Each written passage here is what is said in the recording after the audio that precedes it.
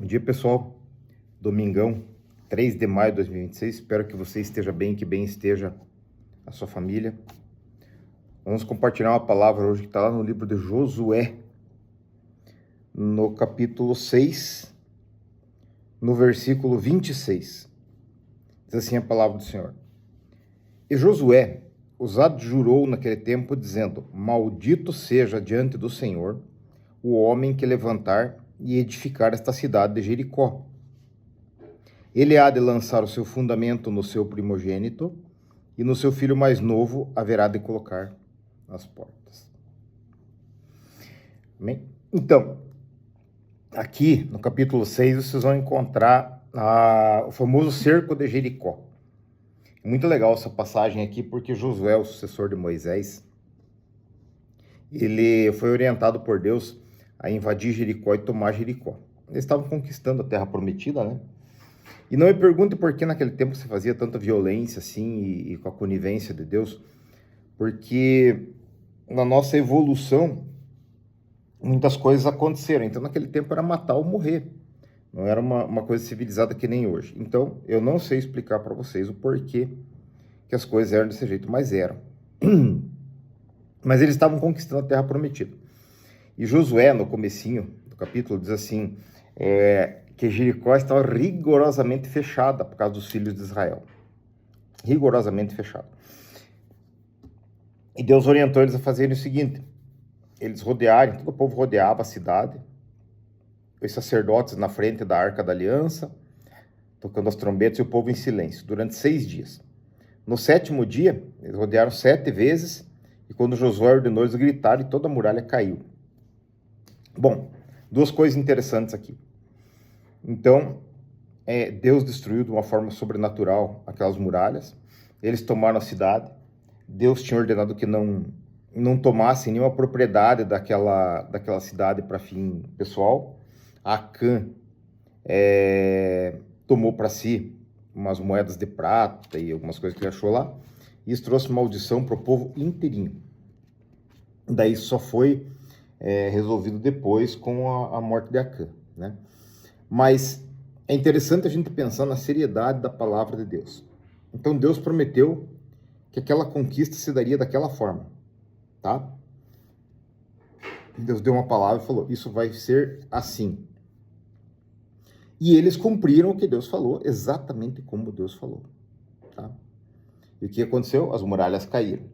Mas aonde Deus tinha advertido que não era para tocar nas coisas malditas, um cara tocou e trouxe derrota e morte para o povo inteiro ali.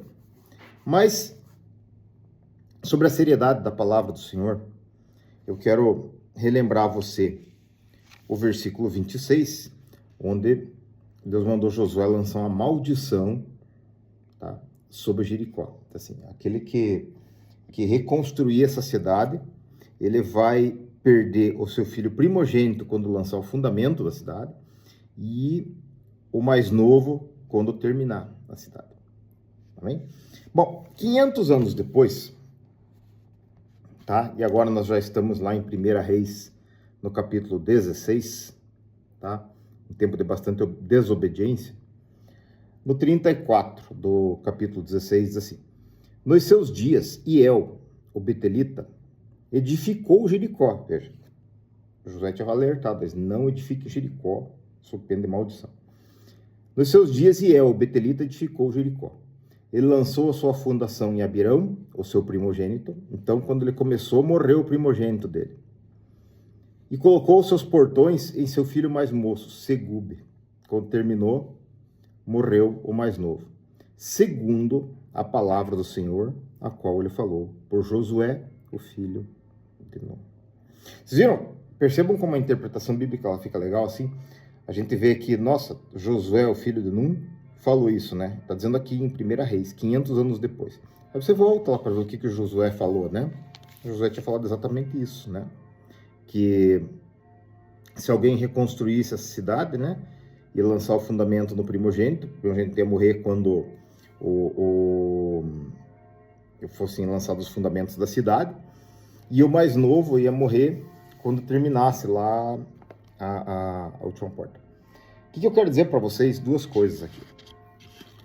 Bom, todo mundo é livre para acreditar em Deus, acreditar na Bíblia, acreditar em Jesus Cristo, né?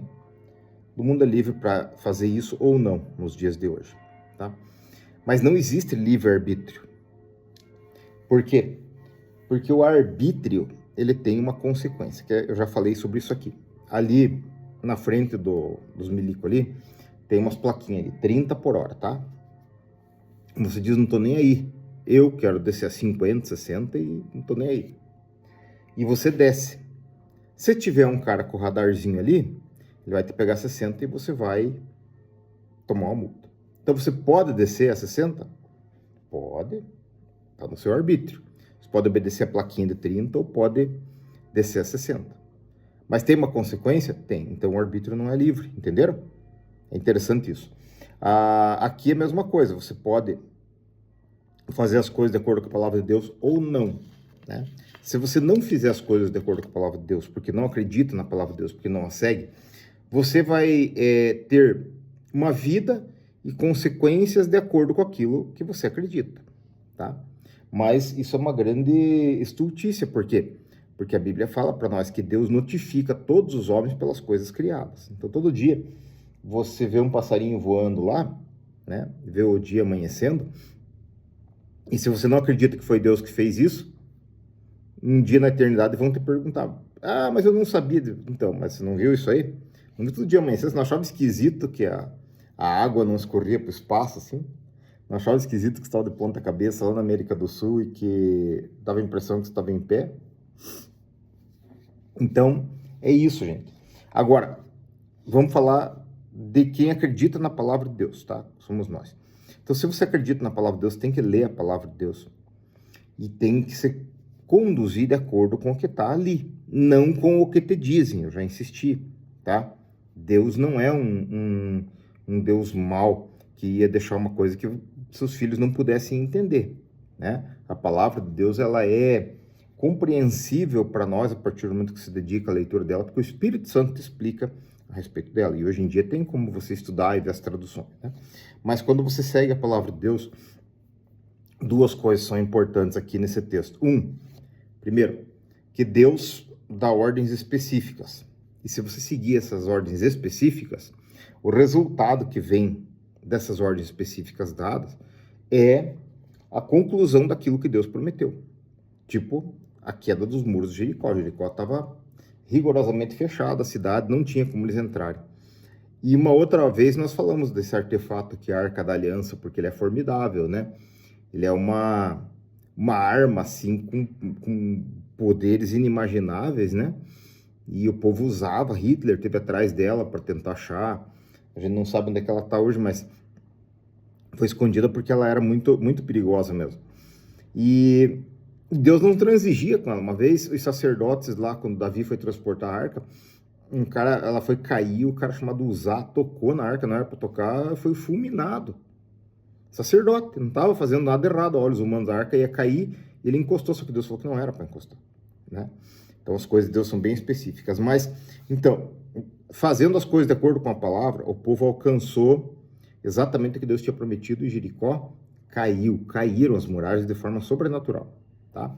Agora, pela desobediência de Acã veio maldição sobre todo o povo, e lá, pelo rei, que não deu atenção a essa maldição lançada por Josué, pagou com os filhos, tá? Pagou com o primogênito e pagou com o mais novo.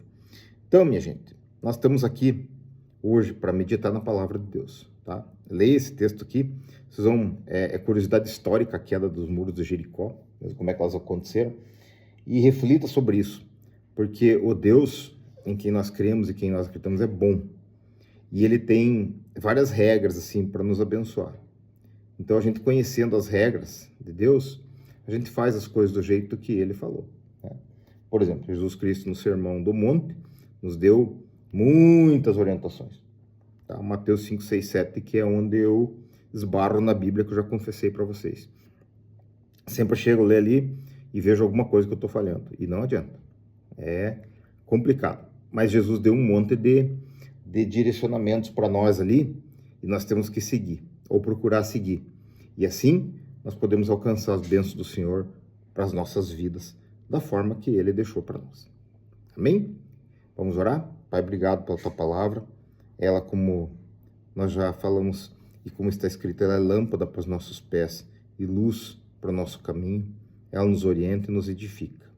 Nos ajuda, Senhor, nos dá força a compreender a Tua palavra e agir de forma que nós possamos cumprir aquilo que o Senhor tem para a vida de cada um de nós.